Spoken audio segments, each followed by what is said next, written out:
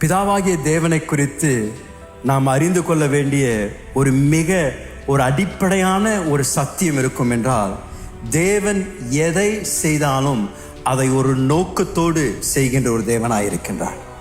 தேவனை பொறுத்த வரைக்கும் அவர் எதையும் தற்செயலாக செய்யக்கூடிய தேவன் அல்ல.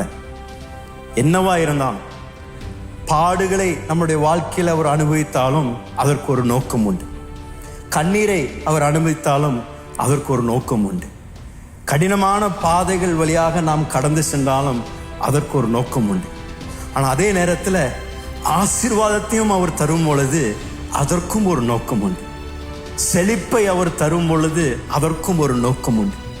பெருக்கத்தை அவர் தரும் பொழுது அதற்கும் ஒரு நோக்கம் உண்டு. இதுதான் தேவ பிள்ளைகள் கற்றுக்கொள்ள வேண்டிய ஒரு மிக முக்கியமான ஒரு சத்தியம். தேவனுடைய ராஜ்யத்தில் தேவன் நம்மோடு இடைபடும் பொழுது அது ஒரு நோக்கத்தோடு இடைப்பட்டு கொண்டிருக்கின்றார். எப்படிப்பட்ட சூழ்நிலையாக இருந்தாலும் அதை கொண்டு தேவன் அவருடைய ராஜ்யத்தை கட்டும்படியாக விரும்புகின்றார் என்பது சந்தேகமே இல்லை. ஐயா, இன்றைக்கு நீங்கள் எப்படிப்பட்ட ஒரு சூழ்நிலை இருந்தாலும், ஒருவேளை உங்களுடைய சூழ்நிலை ஒருவேளை அழுத்தத்தின் சூழ்நிலையாக இருந்தாலும் அதை கொண்டு தேவ ராஜ்யத்தை கட்ட விரும்புகின்றார். அதான் அவருடைய நோக்கம். ஒருவேளை நீங்க ஆசீர்வதிக்கப்பட்டு செல்வாக்கு நிறைந்து நல்ல இடத்தில் இருந்தாலும், ஐயா, அதை கொண்டும் தேவன் அவருடைய ராஜ்யத்தை கட்டும்படியாக நோக்கம் வைத்திருக்கின்றார். இதுதான் தேவ பிள்ளைகள் அறிந்து கொள்ள வேண்டியது.